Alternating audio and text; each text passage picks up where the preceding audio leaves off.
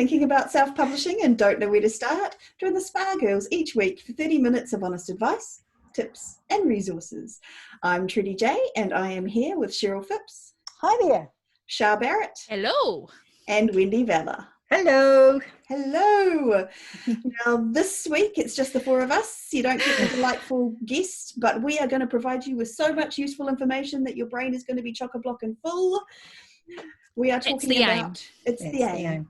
We are talking about marketing tips, marketing stuff that you can do for a low budget or for free. So simple things that you can do that aren't going to cost you much money, that you're not going to have to go out and blow the bank, and you'll be able to get some extra bang in your buck, hopefully. So like for beginners, like that are just starting out in the industry. Not even beginners. Anyone who doesn't have a lot of money to chuck around. Yeah. Or a lot of energy, actually, because, we're recording this in pandemic times. Yeah. And so, and also whatever your budget is. Yeah. Yes. Doesn't it? For wherever your book falls in your series or. Yeah.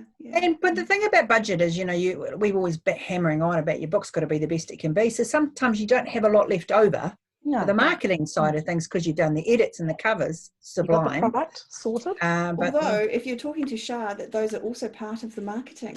Making sure that it is your marketing. Edited as well as it can possibly be edited. One thing I will say quickly before we get started down the track of the actual editing and other marketing is that if you're not spending a lot of money on your marketing, you're probably going to spend in your time. It's probably going to take you more time to do some of these because they're going to be free, but they're going to take a bit of time. So just be aware of that. Yes. If you are locked down in your house because of said pandemic, then maybe you've got a lot of time and it's going to be okay. So maybe that's another reason to be thinking about these kinds of things. Alrighty. So let's start. We talked about editing. Should we start there? Should we start at the things that you could be doing to your book that is part of the marketing? Because that's the other thing I wanted to make clear, is that some people think of marketing as the advertising. They think that it's only marketing if it's once the book's up on the shelf and everything's done and dusted, and it's the bit where you tell everyone about your book, and it's the bit where you pay for someone to do advertising. But actually, to us, basically, because Shah told us, we do as we're told. Marketing starts back at. We do what she says. Yeah. Right. When did that happen? Help. She's got us under her thumb. Are you kidding me? Let's not start that again. Let's not start that. Anywho, it starts back at the writing. Make it the best you can have, because the best marketing is having the person pick up the next book because they love the first one, right? Exactly. Like, that's the read through. That's where you've got to start. And but it's also things like the blurbs, right? And it's the blurbs. It's also knowing what your reader expectations are. So if you're writing a romance, then you want to make sure that there is the happy ever after or a happy for now ending, depending on what subgenre. It's just understanding that. Hitting all the tropes, hitting all the things that you need to hit, but without any actual violence. Yeah, unless you're writing we don't condone violence on this. No actual physical violence to anyone. I also think it's a really good opportunity if you've only got one or two books to be working on these blurbs, like quite often, because it's going to set you up for your career further on. Because if you get your head around what you should be writing, then it will become easier. Maybe not easier, but you'll get used to it. And I think you can have a lot of options. You don't just have to have one blurb sitting there. You need to get as many as possible. And you will change even from, I don't know, a couple of months down the track, you want to make that blurb better again. Because you find out something that will resonate with you. Like even just from a review, somebody will make a comment that you think, well, that sounds pretty good. I can squeeze that in there. And from a cost perspective, this is free. This takes your time and it takes a few brain cells, but it is free. Yeah, absolutely. Tweaking is something you can do and it doesn't cost money, and self-publishing allows you to do that. But the really, really exciting thing at the moment is that Shah's lawnmower man has arrived today for the first time since we were in lockdown. And we are so excited because in the background you will hear it, and we want you to hear that because that means progress. Okay, yeah. So that's okay. Progress. That lawnmower man, that means progress. She's really happy about that. Yeah.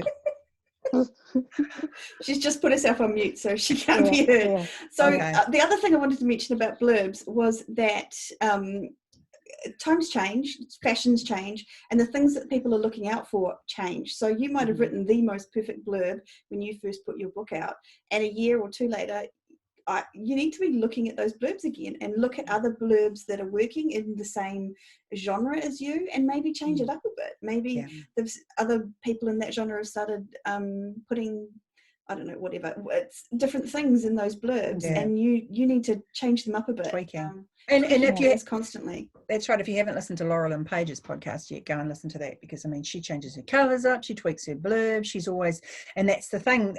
We just get a little bit stuck in, in set in our ways, and we go, okay, the book's up, done, on to the next. But that's a product that you need to keep revisiting and keep reworking and keep remarketing, and it's your product that's going to earn you money. And maybe you can't change the cover, but you can always change the blurb, and especially that first line. You can make that hookier. Every time you relook at it, you can revisit it, you can make that better. I bet you. This might be a bit controversial, but I think that you should even look at the look inside, because I think some people will look at the look inside, the first chapter, say, of your book, and make a decision off that if they want to read your book. So I think it's really worth your while to go back to the first chapter of your book and make it as strong and as amazing as possible, like hooky. Think about someone just reading that first chapter and they're going to use that chapter to judge whether or not they're going to read the rest of the book, and try and make sure that is as good as it can possibly be. I'm not suggesting you go through the whole book again, but just make sure that first bit, that's the look inside, is yeah, absolutely. Okay, is there anything else that you can do around that sort of stuff? So I just wanted to mention about HTML coding for blurbs, and that's just a fancy way of saying that you can have the first line in bold, which I would recommend. Just be mindful that probably, I think it's certainly more than half of the people that shop on Amazon are shopping on mobile phones, and how your book's page looks on a mobile is different to how it looks on a laptop. And so often it's only that very first line of the blurb that is actually visible unless they click the more button. So even if the whole blurb is overwhelming to rewrite, try that first line. And I would say try changing it out every week until you hit something that seems to resonate, and put it in bold. And there's a really cool free tool. We're going to put the link in the show notes, but it's on the Kindlepreneur site, and it's a tool that you input your blurb and it will turn it into with the HTML coding. Super simple, and you cut and paste that. And change in KDP dashboard, not Author Central. KDP trumps over the top of Author Central, so just change it in KDP dashboard. And consistency, I would add at that. If your blurbs are if you've got 3 or 4 books, make sure everything looks the same. So that when they bring up your author pages, bang, bang, bang, bang, bang, everything looks the same, and that all attributes to you. Because I think the one thing with Author Central, if you go in there and you do it in there, it might not always flow through to the Amazon page, but it will do it the other way. Yes. So that's why we're saying that to go through KDP. So that's a really good point Wendy made about the branding. Make sure you're branding. This is an opportunity to go through your branding everywhere, not just on Amazon, but make sure that the same author picture is on Amazon, Twitter, Facebook, Pinterest. I don't know where else you might be, but just try and keep, and the same colors, and keep a website. So keep it all the same, so that when someone sees your book on Amazon and then looks at your website, they can tell it's the same person with the same books, just to keep that all nicely typed together, so they're realizing that they're seeing the I same. would also suggest that whatever that banner is on any of those sites is similar to the newsletter at that moment. Whatever you're sending out, everything kind of looks the same. And I pimp out BookBrush for that, because it's very, very easy to put up a banner on all of those sites, because they all need to be different sizes, and you can use the one picture and then modify it into those different sizes and save them, and you can use them over again. No, they're good. I mean, BookBrush are amazing. I use PicMonkey as well. That's a yearly fee that I pay for it, but I think you can get a free level of PicMonkey. BookBrush are more specific to authors, whereas PicMonkey is just anyone, and it's just a tool to use to create. Well, the thing about BookBrush is every ad, like Cher said too. You can format for every ad on there. You can do BookBub ads, Facebook ads, Amazon ads. Facebook banners. Make a custom one for your newsletter. They are very good. And they have a lot of free photos, free things that you can make your own graphics. In fact, they can actually have graphics set up in there, saved, and all you do is you put in your book and it's done. So, and they can do box sets now too, which is graphics, which are great. Yeah. That one I think you have to pay for, but awesome. Okay, so we've recommended BookBrush for all of that kind of stuff. So what's the next? Should we talk about newsletters? Would that be the next? Sure. I think that's probably the next on the list, isn't it? Yeah. So if you don't have a newsletter list, go get one would be the first. Like go set one up and start. Yeah. And if so, that can be your free marketing tip from us. If you do already have one, I would suggest looking at certain things. Like there's some basic stuff that you can do. So for example, I would suggest at the bottom of every email you have a link to at least one book on Amazon, so they can just buy your signature. It's just there in the email. It's not anything else. It's just a picture of your book. Or I wouldn't put all of them if you've got lots of books, because it makes the email too link heavy. You shouldn't really have too many links, but even just one, just as an extra in there, that's something else that they can see. You can certainly have the covers, like, you know, if you've got half a dozen books, you could put all the covers just in a tiny thumbnail and just have a link to your Amazon page. That's a really good idea. So and I would also think about your backlist. So use your email for your backlist.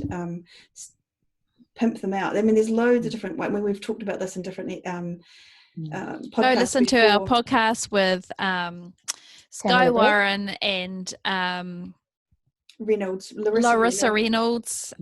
Tammy gave so many of them.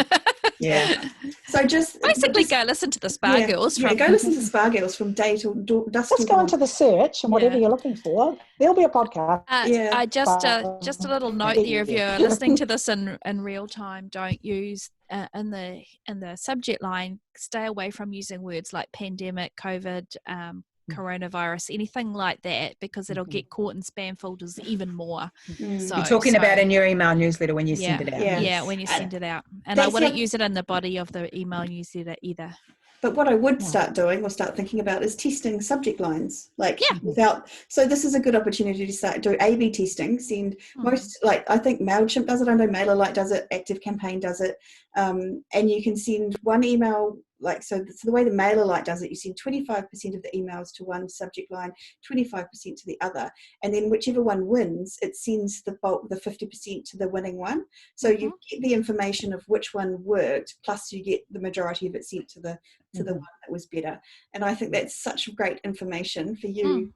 And I used to use it, and I just learned so much about what people were opening up, what they were more interested in seeing. And and you should be working on your open rates at all times. Have you got an example that you can just whip out of the?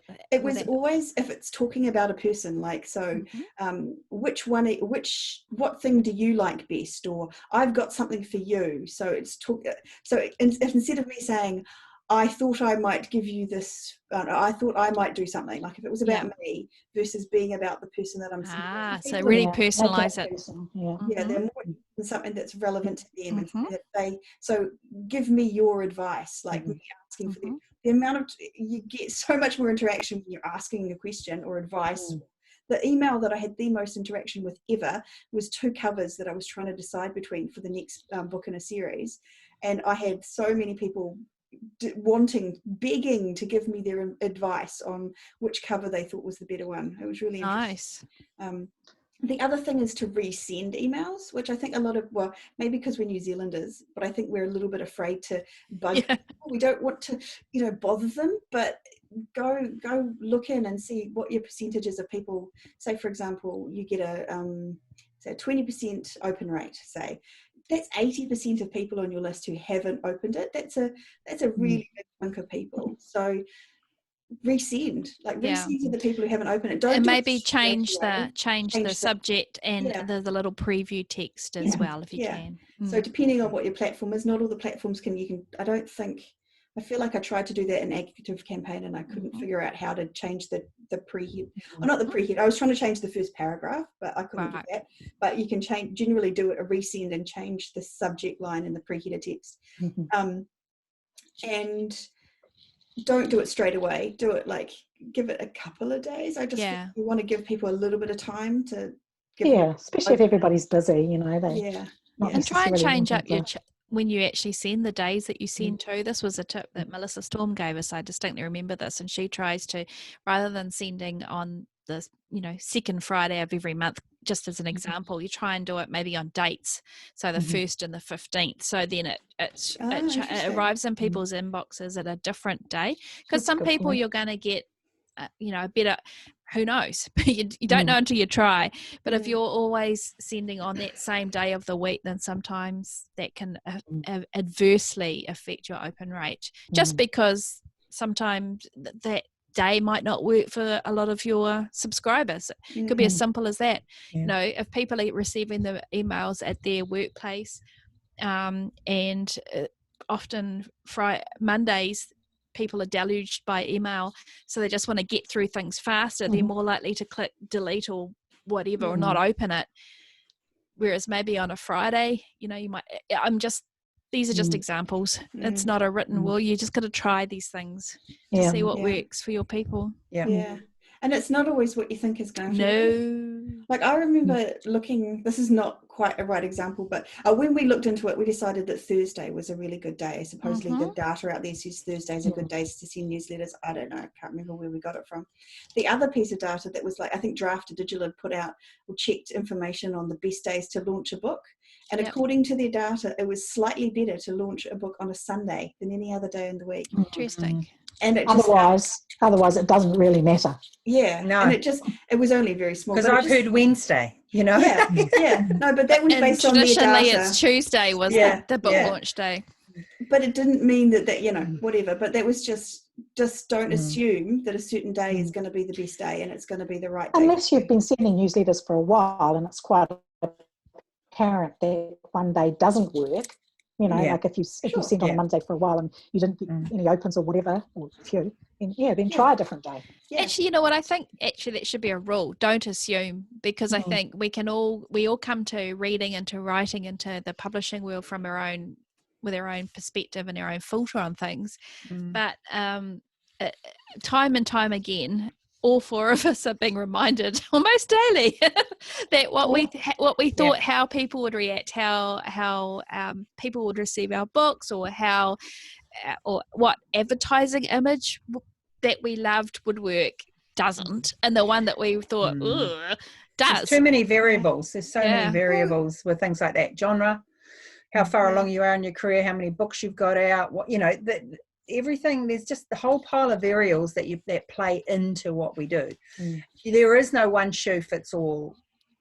Like what which is for good, me because there's a lot Toodles, or what works for Toodles doesn't work for Cher. I mean, I think that's something from the start that took a while for me to get my head around, is that someone can tell me something, and a lot of people want that magic ticket, and it's not out there. You just have to find that for yourself. You have to work your way into it. You have to work out what works for you, because we're all at different stages. We all write different stuff, and our audiences are different people. So that's why it's up to you as an author to know your genre and understand your readers, and totally is know about what they're expecting and what they're wanting. Because there's two things. There's a word that someone used to me when we were talking about this earlier, was goodwill.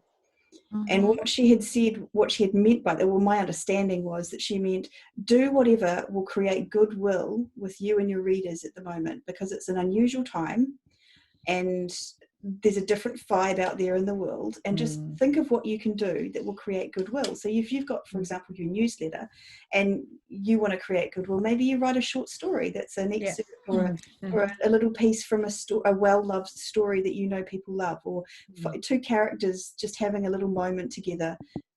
Your readers will love, and you can send it to them for free, creating goodwill. Or you can put a book up for free or on sale and then send it to your email and say, hey, look, this is for you. I did this for you. And it's just little things like that, just at this time, is a kind of small giveaways. Very small. I mean, budget sensitive, but very small giveaways of who would like a free ebook, or a $5 Amazon gift card, or a $10. There are so many little things we can do to create a sort of a big warm fuzzy. People get a little bit bogged down by thinking they have to put up $20 Amazon gift card or a $50 Amazon. No. It's not actually true. People are very, very grateful for most things. And if we can go back to like the fact that this might be your first book, or you're new to an author as an author, and you haven't got much in the way of product, then and you've only got 5 people on your list, it doesn't matter. Start your newsletter now in the way that you mean to carry on, which is giving it out regularly. And it will give you practice about what Trudy's talking about with subject lines and what you're actually going to put in there. What is you as a person? How do you want to portray yourself to your readers? And start practicing like that. And then it will flow from there.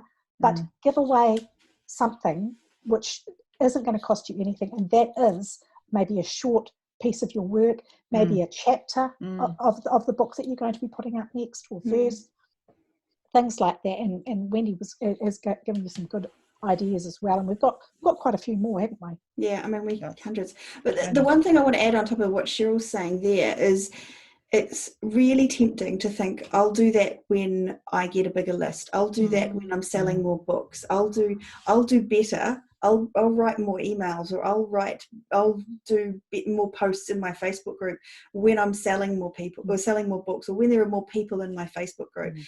That's when I'm going to do better. But actually, you've got to start right from the beginning, because it's the content that's going to draw people in.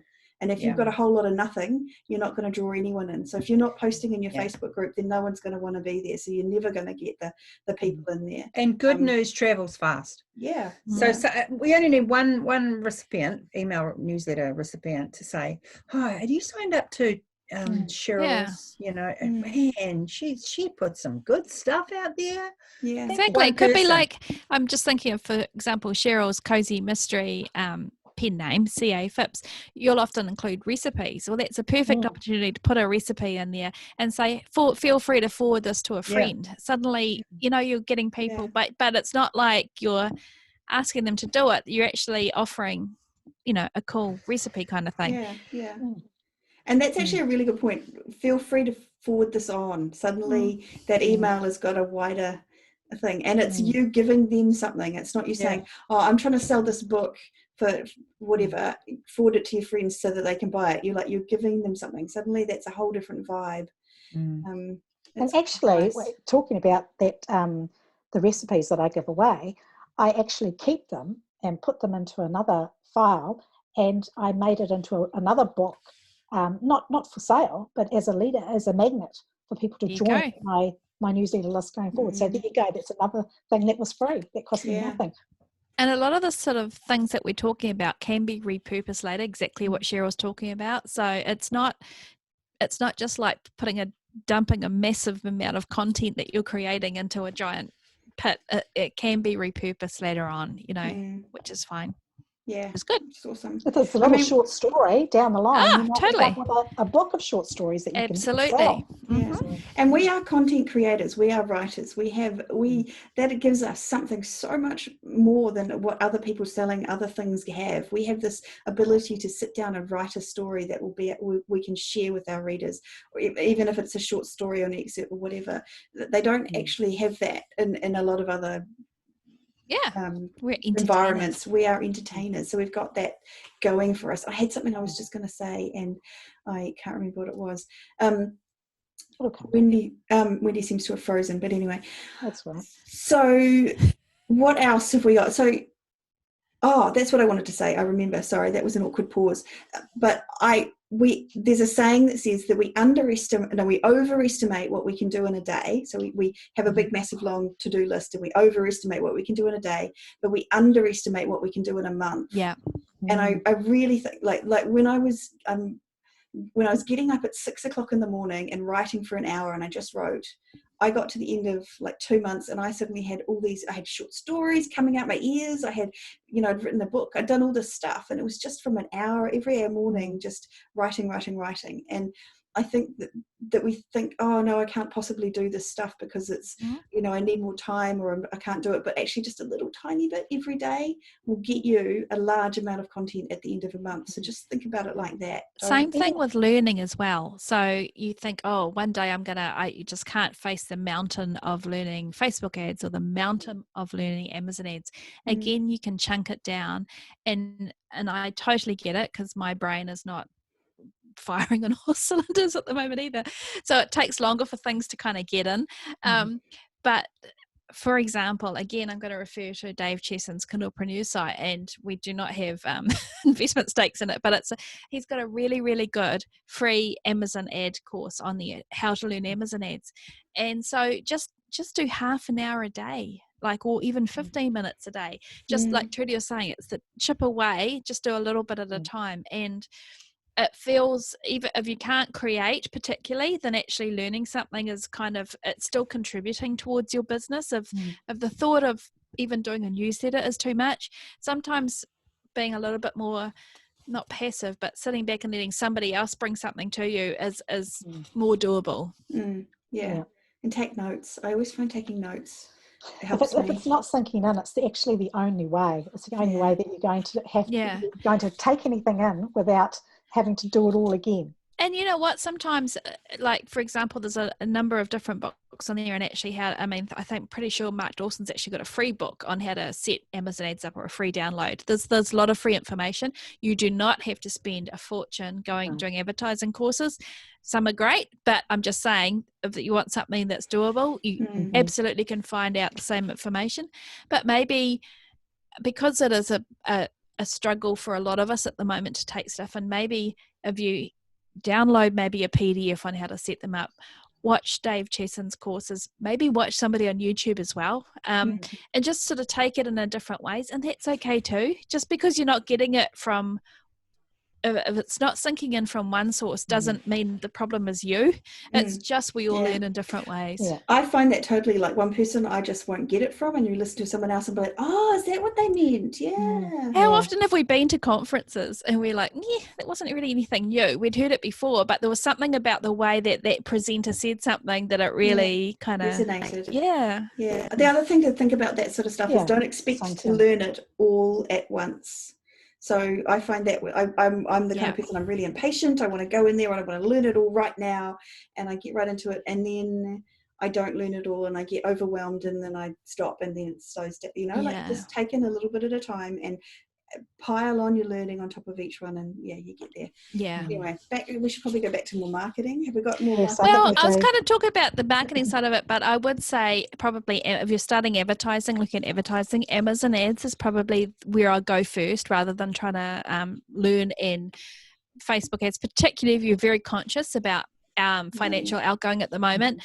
Facebook is going to spend your money no matter how badly you set your ad up. They find a way. Whereas Amazon ads are actually quite tricky to actually get to spend your money. And so if you put $5 budget on a particular ad, chances are it's not going to spend that certainly in the first few days. So it's a really cheap way of starting to learn about setting them up, kind of thing. So I would definitely recommend that. That's a good point. And and one more on asterisk on that. This is counterintuitive, but try and start with the books. If you've got a number of books, pick the one that's selling the most. Start with your hot property first, because you're there. It's a little bit like the snowball's already rolling. It's really hard to get a snowball started.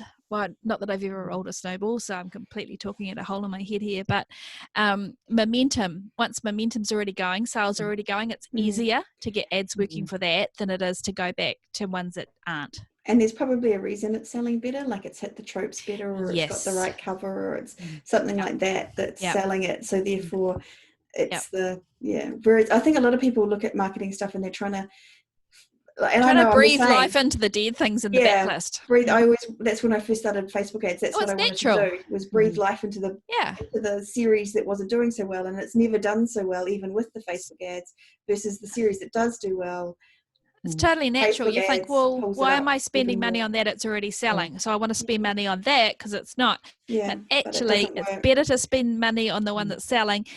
Then people are more likely to forgive you if they already like you, maybe the slightly off genre cover on the other, series.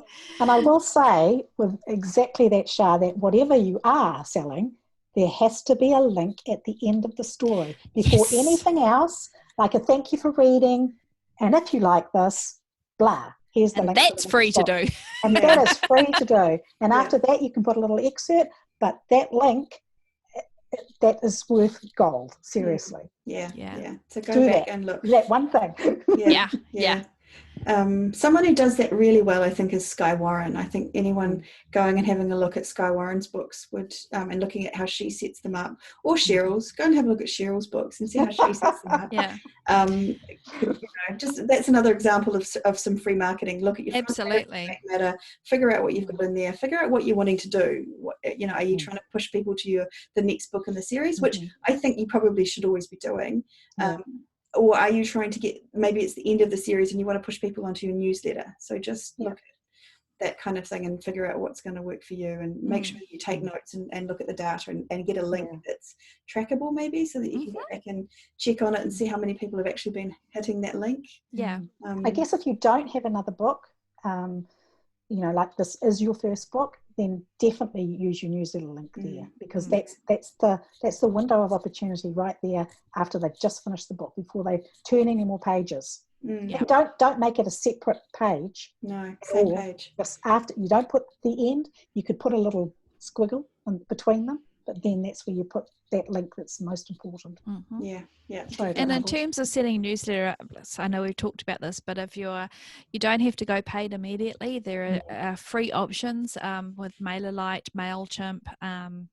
What was another one people were using? I can't think, but there's free options. Probably MailerLite and MailChimp are the most commonly referred to ones. I think MailerLite is a little bit more intuitive to kind of learn and pick up than MailChimp.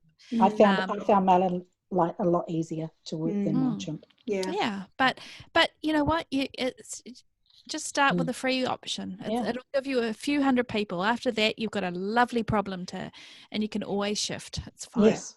Yeah. Okay, and so what is some? You can just swap over your lists. So. Okay, so there's a couple more things I wanted to talk about. One was free books, putting your books to free, doing free things. So that's a great way to help with that, especially if it's the first book in the series. Yeah. So if you're wide, you do that by price matching or putting them to free on iBooks, isn't it? Is the most commonly one that, or you have to put them free on all of the platforms. But and then ask Amazon to price match it nicely, or use your 5 days once every 90 days on KU. On KU. So I've heard authors at the moment are doing things like putting more than just the first book for free, like the first 3 books. I even heard of an author had to put the first 8 books. That will make the naysayers of free lose their tempers. Lose the plot. To use author parlance. You do see some people say, the free is leading the downfall of civilization as we know it. Well, you're encouraging people to expect free all the time. Guess what? It works. It works. It makes sales. It creates sales. If you're in KU, for whatever reason, it creates KU reads. I can't even explain that to you, but it does. I guess it's just pushing the books up the charts, and then suddenly they can see them. Exactly. Another thing is free for the first book, 99 cents for the second. Do whatever you want with the third, but basically from the third you can have it at full price. And I've just done that with one of my cozy series, and I had 5 books in there, and I got read through right to the 5th one. And hopefully that led them on to the next series. So it works. So definitely do that. Another option was newsletter swaps. So we've had mixed stories about newsletter swaps. Again, it's one of those things, try it, or if that's something you want to try, give it a go. I think for me with newsletter swaps, because Melissa Storm came on the show a while ago and said that her readers had said they didn't like newsletter swaps, and I feel like there was a point where it was done like haphazardly, like you were just finding any old author with any old book and you were just swapping with them and hoping for the best. And I think for me, so can we just clarify before we carry on? We're not talking about you giving another author your mailing list and like the actual, what we're doing is saying you feature that author's book in your newsletter that you send out yourself, and they do the same. They reciprocate the same on theirs. That's what we're saying here. You never ever give away your email addresses that you've collected. Yes. No, that would be. Sorry, I just wanted to clarify that one. Yeah, good point. So I have found with my mailing list that I do and I'm not even doing swaps. I'll have an author that I know who has a comparable book in the genre that is very similar to mine, and they might have a sale on, and they'll come to me and say, hey Trudy, can you put this in the newsletter? And if I have a space, I'll put it in. And I know that when the time comes for my next release to come out, if I said to that same author, can you put it in your newsletter, they would do it for me. And so it's not I'm going to do it this date, or sometimes it is, but I'm going to do it this date and you do it that date. Mostly it's just, I've got this thing out and I'm looking for something to put in my newsletter. It's helpful to me. Yes. Yeah. Even especially if it's a sale or something like that, I'm giving my readers something there. So I don't mind doing it. And I don't even really get that grumpy if they don't swap with me, because it's just content for my newsletter. And it's also for my also boughts. So if it's an author who's got a book that's seriously on line with mine, like that's I know has got the same readers, that is the key. That is very definitely the key. Then if my readers start buying their book, that helps my also boughts and get my, my also boughts are going to get onto theirs, I don't know, or maybe their also boughts are going to get on mine. It just helps those intermingle those two readers of my series and their series, and I just like that. Just if you're writing romance, the proviso I would say is make sure that they're comparative heat levels. So if you're writing super sexy, and the chances are that your readers aren't necessarily going to be interested in a sweet romance, certainly if you're writing sweet romance or quite clean romance, so there's no sex on page, and you swap with an erotic author, that's not a good not doing any favours at all. No, people tend to read down the heat levels, but they don't read up the heat levels. So I would say just make sure you might not be able to read the entire book. Some authors like to have read the book, of the swappy, but at the very least, check what categories they're in, check what kind of heat level it is, that it's consistent with your own writing. I would say that could. You don't want to upset people. And Julie. Yeah, that's a very good point. All valid points. So every now and then we make them, we manage them. So I just want to talk quickly about social media. Yep. And then I think we might be mostly done. I've got one more sneaky clue right at the end, but it's quite technical, so I'm going to hold on to that one. Okay. So all right. So quickly, social media. Social media. So if you don't have a Facebook page, go and get one. If you don't have a Facebook group, I would suggest that's something to think about, although not as imperative as not having a Facebook page. No. And I would suggest also that getting your, we talked about, just having one social media platform if you find it overwhelming to have it all, but maybe looking around at the other platforms and seeing what you can find. I would say have a look at Instagram. If you've got your Facebook page, I would go to Instagram next. I feel that Twitter is a good place for conversation. It's a conversation I tend to avoid at the moment because it's a lot of people screaming at each other, but Instagram is kind of quite a calm, it feels to me anyway, it's a very visual, you don't have to do long captions. At the same time, you haven't got live links when you make a post. So that can be, so it's really more a way of reaching people, but it's quite passive, I would say. Okay. Yeah. That's just my gut feel. I like it because of that reason. But threatening. Another one to think about is Goodreads, and I know Shah is cautious about Goodreads. But we had a great podcast with Alessandra Torre. We still can't say her next. Torre. I'm pretty sure it's Torre. Yeah. I don't think so. I think Torre. it is. Anyway, let's not argue about it. Anyway, it doesn't matter. That Alessandra lady, she came on. She was great. She really talked to it was an informative podcast on Goodreads. So go listen to that one. Figure out Goodreads. That would be another great, because that's a platform of readers. Why would you not go in there and talk to that platform of readers? Just any of the stuff though. Don't be a DICK. Go approach it as don't be that yelly person saying buy my book in the corner.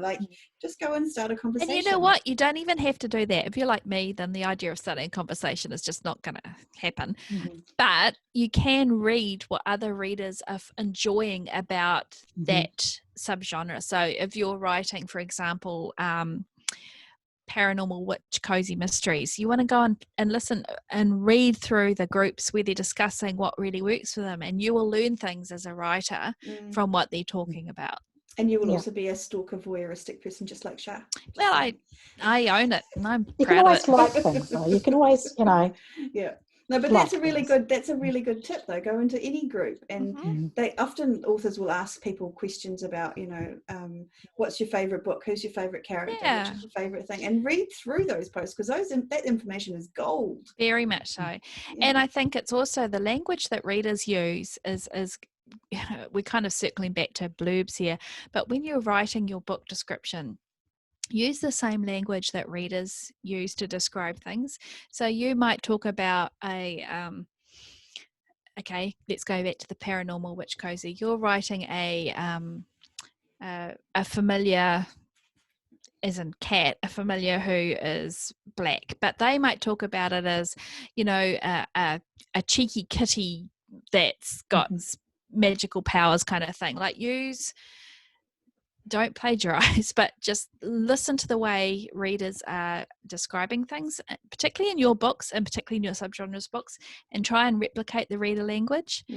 And I found that really powerful in blurbs. Yeah, because it makes it more approachable. Yeah, there's a certain amount of jargon that we as authors use. Yes. That a reader would never use. Yes. So exactly. That's exactly what Shah's talking about. Don't use our funny writerly terms for stuff. Make sure that you've got the kind of language that readers would use. Yeah. All right. And if you've got any more social media stuff, I mean, things like I love pinning boards full of pictures of from my books, and then I'll direct my readers to that on the newsletter, things like that. So I don't know. I think any sort of social media, whichever one you choose to use, and if you use them all, are all great for things like cover reveals and teasers.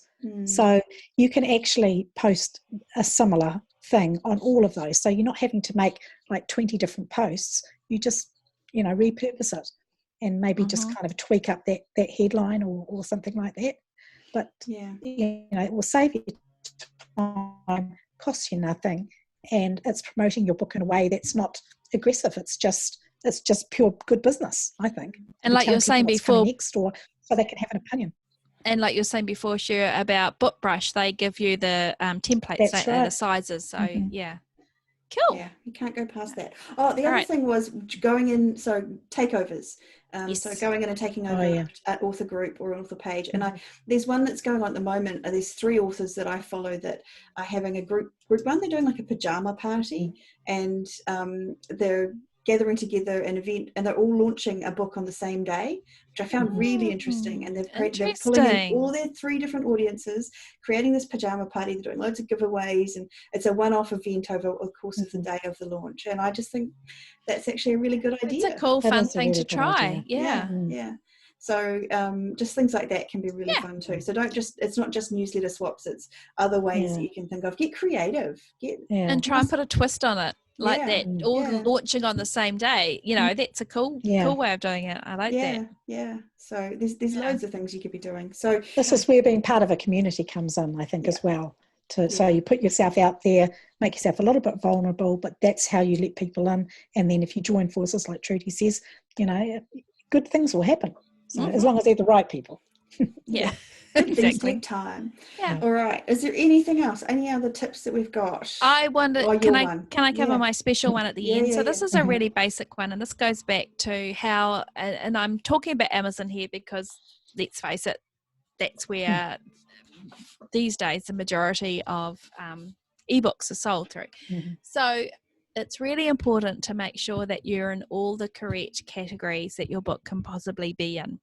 And how you check that is that I'm going to give you a little link, but it's a site called, hang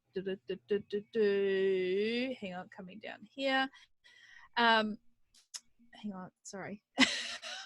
Wasn't gonna read it out. It's called BK Link, but it's spelt BKLNK, so it hasn't got the I in it. So it's bklnk.com. You put in there the ASIN number, which is the assigned number from Amazon for your book, and it will bring up all the categories that your book is in the subcategories. And so what you want to make sure is, first of all, if you're in the correct categories.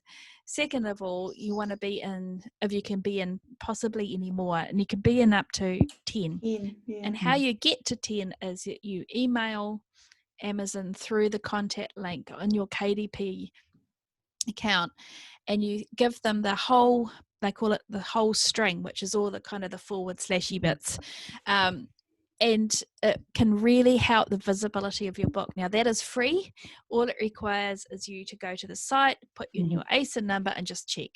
And sometimes even looking at those categories and deciding to change categories can be something a little bit different. To help. If you've listened somewhere years ago and gone down the wrong track, and you've put your book in something really obscure because somebody said, well, you want to niche down, and that wasn't actually the right niche for you. Yeah.